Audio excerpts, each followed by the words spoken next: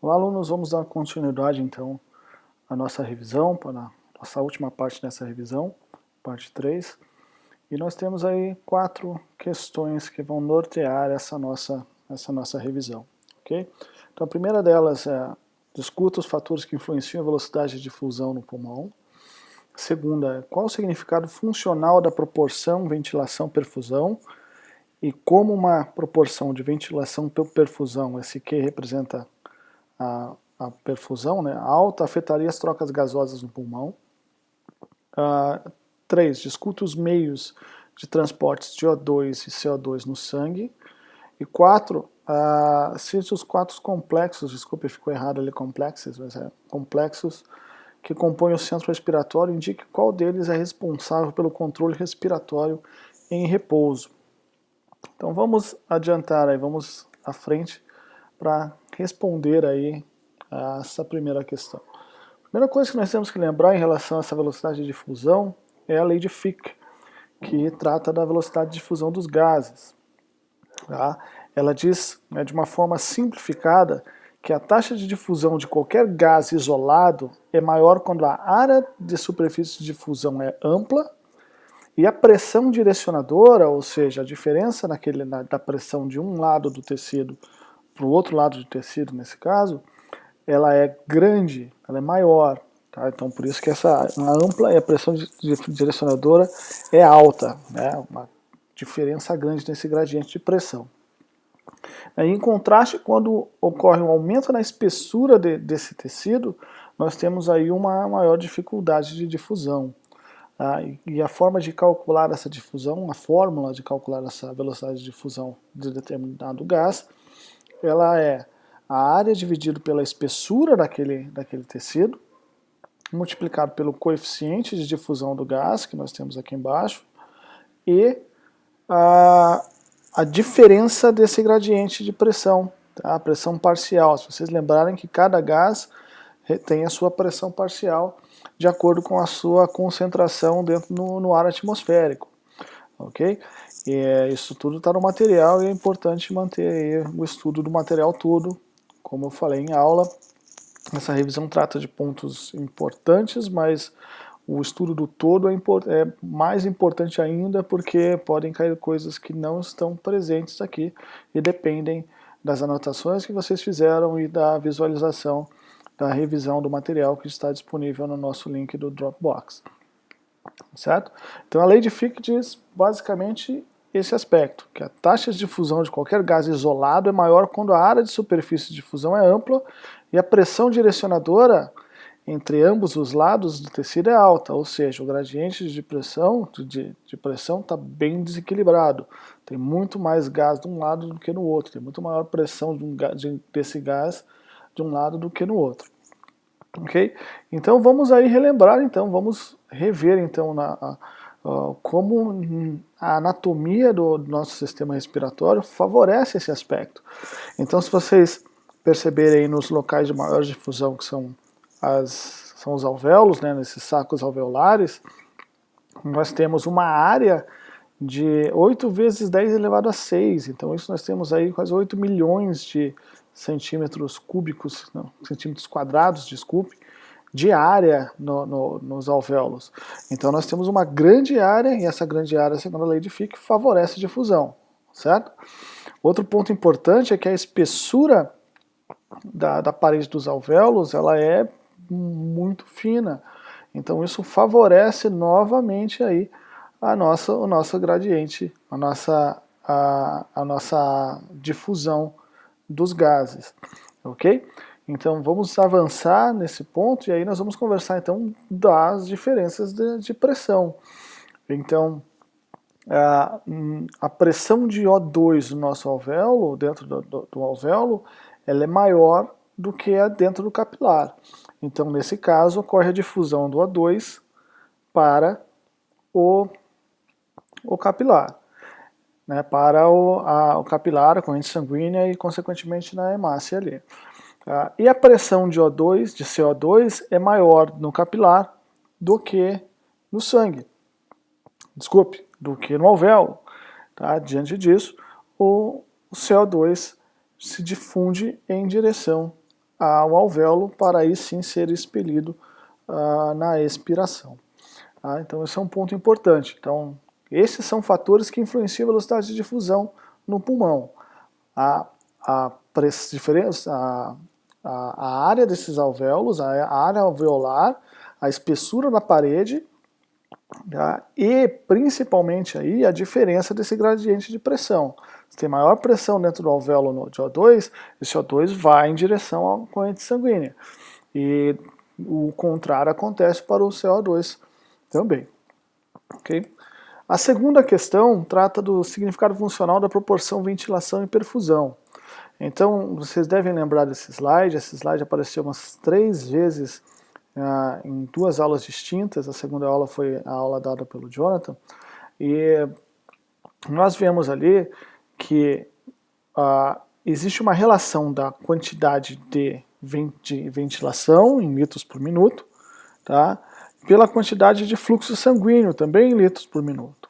Tá? Então, isso é uma proporção de ventilação e perfusão. E o que se diz é o seguinte: para que as trocas gasosas sejam normais, é preciso haver uma correspondência entre a ventilação e o fluxo sanguíneo, e essa perfusão. Ou o fluxo sanguíneo ter maior fluxo do que tem de ventilação. Então, no exemplo que nós temos aqui, ele mostra o ápice do pulmão com uma ventilação de 0,24 litros por minuto, né, daria 250 ml por minuto de ar circulando, ventilando ali naquele momento, e um fluxo sanguíneo de 0,07 litros por minuto, que daria em torno de 70 ml. E a proporção indica que a ventilação é 3,43 vezes maior do que o fluxo sanguíneo. Neste caso, a oxigenação, as trocas gasosas são comprometidas. Por quê? Porque eu tenho mais ar e menos sangue para receber aquele oxigênio e também entregar aquele CO2. Mas esse caso é mais relativo ao receber esse O2.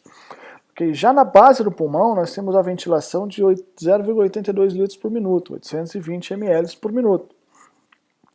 E um fluxo sanguíneo de 1,29. Então, isso indica que a ventilação compreende, o valor da ventilação compreende em torno de 64% do fluxo sanguíneo, ou seja, eu tenho quase o dobro de fluxo sanguíneo, 36% mais fluxo sanguíneo, melhor dizendo, do que ventilação. Então, nesse caso, eu consigo captar, basicamente, eu tenho uma maior efetividade na captação desse O2 proveniente dessa ventilação. Ok? Então, essa é a lógica da ventilação perfusão, que é o V/Q, né, a divisão da ventilação pela perfusão, pelo fluxo sanguíneo, e um desequilíbrio onde nós temos maior ventilação e menor fluxo sanguíneo atrapalha a absorção de O2 naquela região. Okay? Tem muito ar circulando e pouco sangue para coletar aquele O2 naquele ar. O inverso demonstra que eu consigo coletar não todo o oxigênio, mas eu consigo, quando eu tenho maior fluxo sanguíneo, eu tenho um aporte para favorecer a troca gasosa nesse ponto. Então vamos aí à nossa terceira questão, que trata da discussão dos meios de transporte de O2 e CO2. Então eu vou me adentrar um pouco mais, vou me aprofundar um pouco mais nesse ponto, porque vai ser importante para vocês rever esse aspecto, ok? Então, primeiramente, vocês devem ter em mente que a maior parte do transporte de O2 e CO2 no sangue é feito através da sua combinação com a hemoglobina. Tá? Então 99% do O2 está ligado à hemoglobina, e vocês devem lembrar que quando a gente tem uma ligação do O2 com a hemoglobina, nós temos uma oxihemoglobina. Quando a gente tem uma hemoglobina sem O2, ela é uma desoxihemoglobina. Okay? 10% do CO2 se dissolve no sangue, 20% do CO2 se liga a essa hemoglobina e 70% do CO2 é convertido em bicarbonato nas hemácias. E vocês devem lembrar na nossa aula que esta conversão do CO2 em bicarbonato é parte importante para o controle do pH sanguíneo, tá? A redução de acidez deste sangue, que o bicarbonato faz o tamponamento da acidez, ele é mais alcalino, então ele regularia aí essa acidez no pH. E lembrando novamente que um meio mais ácido diminui a afinidade da hemácia com o oxigênio, então diminui a capacidade de transporte de oxigênio, ok? Então esse pH controla também como essa hemácia tem de afinidade com o O2 para transportar esse O2 para os tecidos, certo? Então vamos avançar um pouco para continuar essa discussão e relembrar aí que que esse transporte de O2 e CO2 obviamente vai depender de quanto nós temos de concentração de hemoglobina no sangue. E que cada grama de hemoglobina vai conseguir transportar em torno de 1,34 ml de O2. Tá? Então nós temos em média no homem 150 gramas por litro de hemoglobina, um litro de sangue, e nas mulheres 130. Então isso já mostra que nós temos diferenças entre os sexos nesta capacidade de transporte de O2. Né? Os homens vão transportar por litro em torno de 200 ml de O2 e as mulheres 174. E nós vemos isso também refletindo, não que isso seja o principal fator, mas é um dos fatores, refletindo nas diferenças do consumo de oxigênio entre homens e mulheres. Ok? Então, o transporte de O2 e de CO2 no sangue também é dependente da concentração de hemoglobina. Certo? Avançando nesse ponto, nós vamos lembrar aí da carga e da descarga da hemoglobina. Então, quando nós temos uma alta pressão de O2 no alvéolo, por exemplo, nós vamos ter aí uma força por devido ao gradiente de pressão, de empurrar esse O2 para o sangue e aumentar a pressão de O2 no sangue, e isso faz com que a hemoglobina seja carregada. Então esta é a direção de carga, que vira aí oxihemoglobina.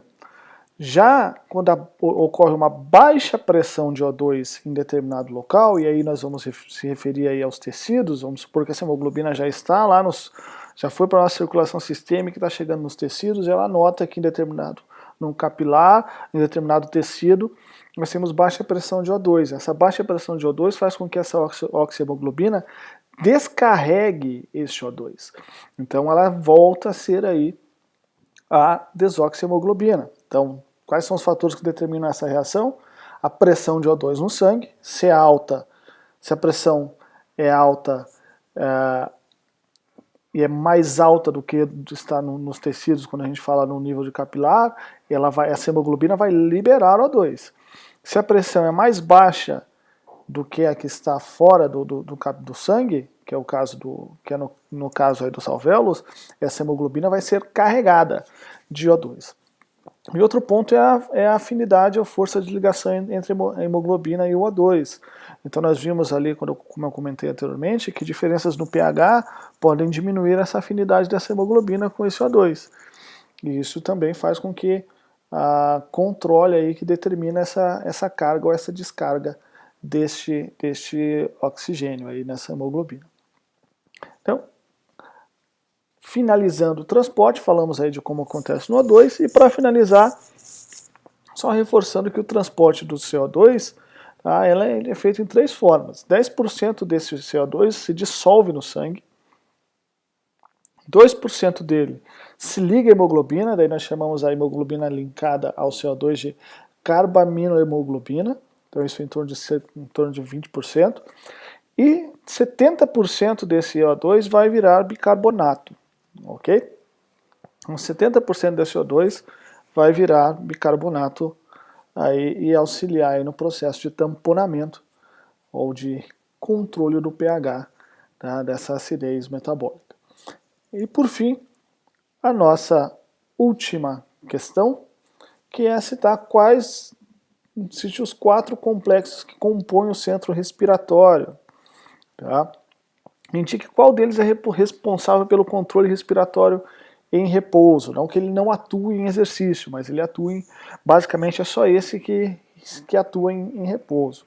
Tá? Então vamos só lembrar um pouco que essa regulação ventilatória em repouso, ela é controlada pelo que nós chamamos aí de centro de controle respiratório, fica no bulbo e no tronco encefálico, ok? Ela possui 4 complexos, como citado no enunciado dessa questão, e esses 4 complexos são, tá, citarei primeiro, o complexo pré-Botzinger, tá, e é este complexo que atua no controle da respiração em repouso, tá, que é essa linha roxa aí na nossa figura à direita, ok? De quem assiste o vídeo. Tem o núcleo retrotrapezoide, a ponte caudal e o centro pneumotorácico, que são centros respiratórios do tronco encefálico. Ok? Esses são os 4 complexos que atuam aí no controle, na regulação ventilatória em repouso, certo? Lembrando que o complexo de Pré-Botzinger, eu acho que essa deve ser